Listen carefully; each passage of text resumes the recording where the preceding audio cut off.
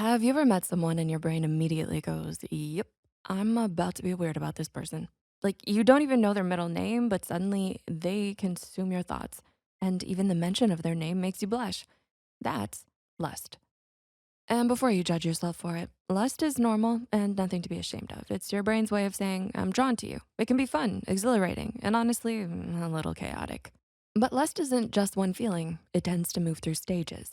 And if you don't recognize what stage you're in, you might confuse the intensity with love or sexual chemistry with genuine compatibility. So here are 4 stages of lust, what they can feel like, and how to tell if you're building something real or just getting dragged around by your own nervous system. Stage 1, initial attraction.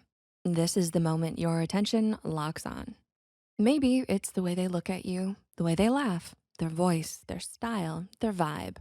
Or sometimes it's literally just the way they exist in a room and your brain is like, hello, new favorite person. In this stage, your body often reacts before your logic catches up. You might feel warmer, more alert, more energized, and your thoughts start circling one idea. I want to be closer to them. The tricky part is that the spark doesn't mean you're compatible. It doesn't mean you're safe, and it definitely doesn't mean that you found your soulmate. It just means your brain noticed something rewarding, novel, or attractive.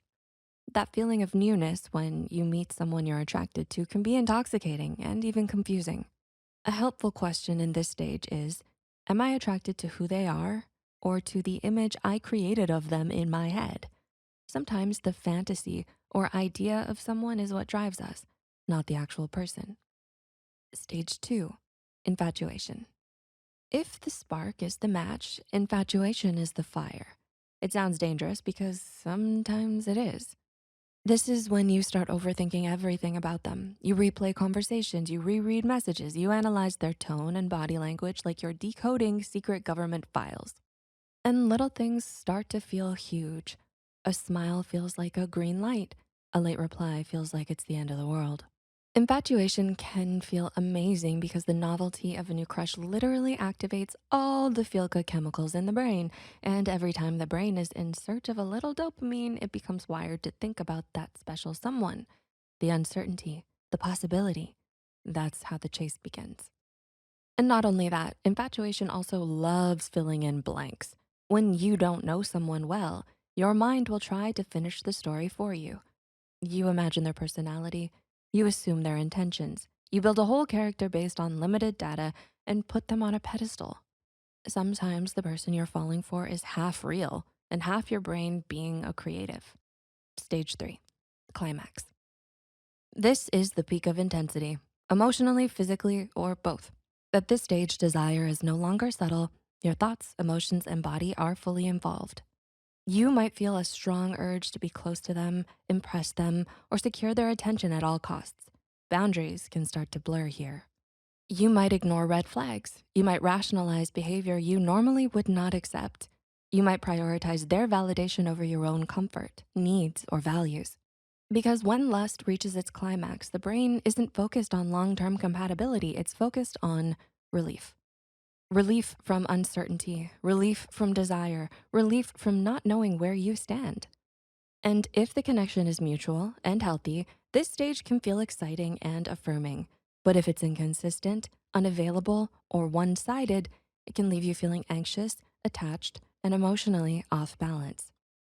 A helpful question here is, am I choosing this person or am I reacting to the intensity of wanting them?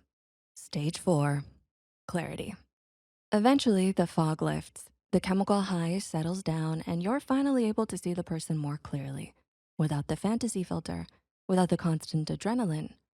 This is the stage where lust either transforms or fades. You start noticing things you overlooked before, their communication style, how they handle conflict, whether their actions match their words, whether you actually feel safe, respected, and emotionally regulated around them. For some connections, clarity brings disappointment. The attraction was real, but the compatibility wasn't. And that's okay. For others, clarity brings something better, attraction that's grounded, mutual, and supported by real emotional connection. The key difference is, lust pulls you in with intensity. clarity helps you decide whether to stay. Because lust is about desire, but clarity is about choice. And knowing the difference can save you a lot of emotional whiplash. So now we're curious. Have you ever noticed yourself moving through any of these stages? Or maybe you realized you were stuck in one longer than you expected. Understanding lust doesn't mean shutting it down or feeling ashamed of it. It just means learning how your mind and body respond to attraction so you can make choices that actually serve you. Because when you can tell the difference between intensity and intimacy, you give yourself the power to build connections that feel exciting and emotionally safe. If you found this helpful, give this video a like, share it with someone who might need it, and let us know in the comments which stage surprised you the most. And as always, take care of yourself and we'll see you next time.